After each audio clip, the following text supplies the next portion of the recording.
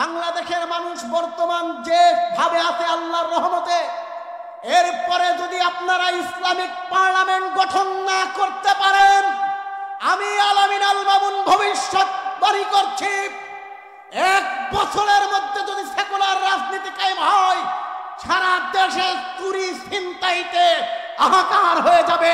বাংলাদেশের মানুষ এক গ্রাম থেকে আরেক গ্রামে নিরাপদে পৌঁছাতে পারবে না। আমি বললাম, আপনি মিলিয়ে নিয়েন, হুজুরদের কথা কিন্তু মিথ্যা হয় না, আল্লাহ অবশ্যই ঘটায়। আপনি দেখেন, আমার দাদা হুজুর আল্লামা দেলোয়ার হোসেন সাইদি যে কথাগুলো বলেছিল, আজকে প্রত্যেকটা কথা অক্ষরে অক্ষরে মিলে গেছে। হে ইংল্যান্ডের অধিবাসী, তোমরা ধারণা করো, তোমরা মেনে নাও, এই পৃথিবীতে যদি আগামীর ক্ষমতা লক্ষ্য করো, চিন্তা ভাবনা করো, হে ইংল্যান্ডের অধিবাসী তোমরা জেনে রাখো, এই পৃথিবীতে যদি আগামীর সম্রাট তোমরা ধরো, আগামীর পাওয়ার শক্তি তোমরা ধরো, এখন তো ব্রিটেন আর আমেরিকাকে বলা হয়, কিন্তু জর্জ বার্নার্ড শো বলছে, হে ইংল্যান্ডের অধিবাসী তোমরা শুনে রাখো, আগামী 100 বছরের মধ্যে গোটা বিশ্বের পাওয়ার শক্তি, ক্ষমতা শক্তি আসতে যাচ্ছে মুসলমানদের হাতে।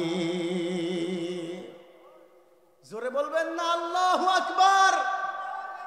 এই জন্য জর্জ বার্নার্ড শো বলেছেন, হে পৃথিবীর মানুষ, তোমরা সেকুলার আইন দ্বারা, মানব রচিত আইন দ্বারা সমাজ রাষ্ট্র পরিচালনা করতে চাও, কিন্তু লক্ষ্য করে দেখো, আমেরিকার গণতন্ত্র অথবা জার্মান, ইউরোপের একনায়কতান্ত্রিক ব্যবস্থা, সমাজতান্ত্রিক ব্যবস্থা, সৌরতান্ত্রিক ব্যবস্থা বারবার ফেল করেছে, পৃথিবীর 1 ইঞ্চি মাটিতেও শান্তি আনতে পারে নাই। পেরেছে? পারে নাই। এজন্য জর্জ বার্নার্ড শো বলেছে, হে পৃথিবীর মানুষ, তোমরা যদি শান্তি পেতে চাও, তোমাদের রান্নাঘর থেকে নিয়ে রাষ্ট্রভবন পর্যন্ত তোমরা যদি শান্তি পেতে চাও, তোমাদের সর্বাঙ্গে নবী মুহাম্মদের আদর্শের উপরে ছেড়ে দাও, কারণ নবী মুহাম্মদের আদর্শ ছাড়া এই পৃথিবীর 1 ইঞ্চি মাটিতেও শান্তি স্থাপন হবে না। তোমাদের লাইফ স্টাইল, আদর্শ, চরিত্রর ভার নবী মুহাম্মদের হাতে ন্যস্ত করে দাও। আর এই কথা আল্লাহ রাব্বুল আলামিন পবিত্র কুরআনুল কারীমের মাঝে আজ থেকে 1400 বছর আগে বলে দিয়েছেন। আল্লাহ বলেছেন, লাকাদ কানা লাকুম ফি রাসূলিল্লাহি উসওয়াতুন হাসানাহ। আল্লাহ রাব্বুল আলামিন সূরা আহজাবের 21 নম্বর আয়াতে বলছে, হে বান্দারা শোনো, তোমরা যদি এই পৃথিবীতে শান্তি স্থাপন করতে চাও, পলিটিক্যাল সিস্টেমকে সর্বশ্রেষ্ঠ ম্যানেজমেন্ট করতে চাও, এই পৃথিবীর সর্বাঙ্গে সর্বদিকে শান্তি উপলব্ধি করতে চাও, তাহলে তোমরা তোমাদের আদর্শ নবীজির আদর্শের মাঝে ছেড়ে দাও, কারণ তোমাদের জন্য সর্বশ্রেষ্ঠ আদর্শ রয়েছে নবী মুহাম্মদের মাঝে। লক্ষ্য করে দেখেন, আজকের বিজ্ঞানী, সমাজ বিজ্ঞানীরা, বিশ্বের সর্বশ্রেষ্ঠ পলিটিক্যাল লিডাররা যেটা বলছে, নবী মুহাম্মদের জীবন আদর্শ ছাড়া শান্তি আসবে না। আর এই একই কথা আল্লাহ রাব্বুল আলামিন 1400 বছর আগে কোরআনুল কারীমে বলে দিয়েছে। বলেন আল্লাহু আকবার। ও আমার ভাইরা, জোরে বলেন আল্লাহু আকবার।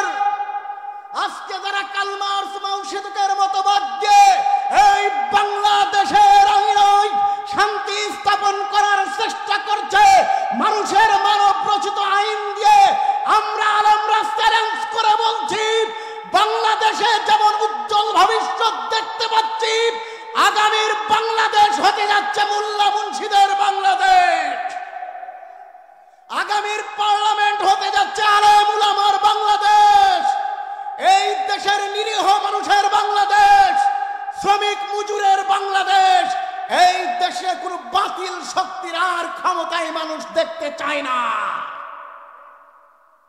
আমার ভাইয়েরা লক্ষ্য করুন, যদি আপনারা ইসলামিক পার্লামেন্ট গঠন করতে পারেন তাহলে কেমন সুবিধা পাবেন। ভাই একটু সাউন্ড বাড়া যাবে, গলা ভিজে।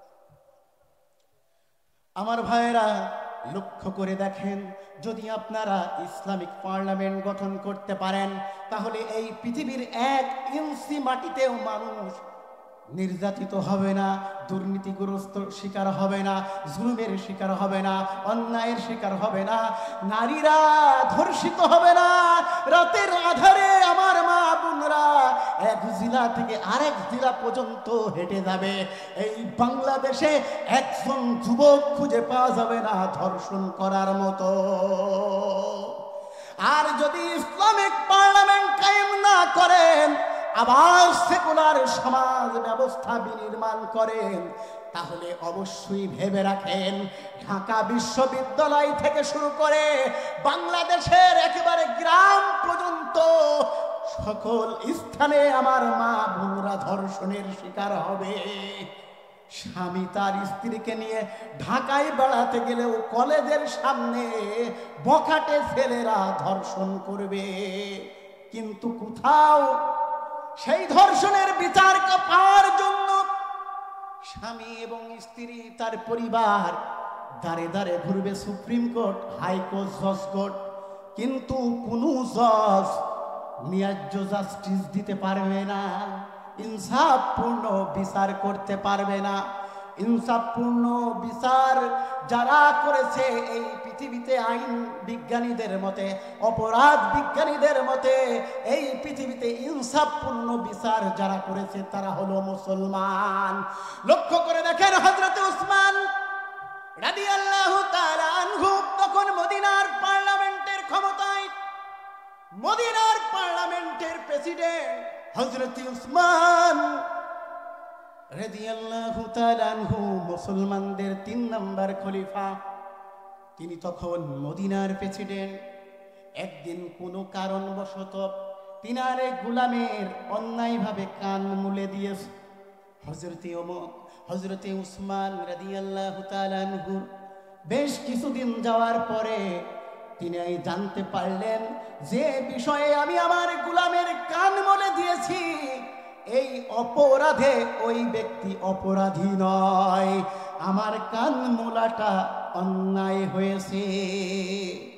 হযরতে উসমান রাদিয়াল্লাহু তাআলা আনহু বিশ্বজাহানের খলিফা যখন বুঝতে পারলেন, তিনি তিনার গোলামকে ডাকলেন, হে কৃতদাস, হে গোলাম, আমি তোমাকে কোনো একদিন অন্যায়ভাবে কান মুলে দিয়েছিলাম, আজ তুমি আমার কান মুলে দাও, আর যদি না মুলে দাও তাহলে আমি উসমান কিয়ামতের মাঠে আসামির কাঠগড়ায় হাজির হয়ে যাব।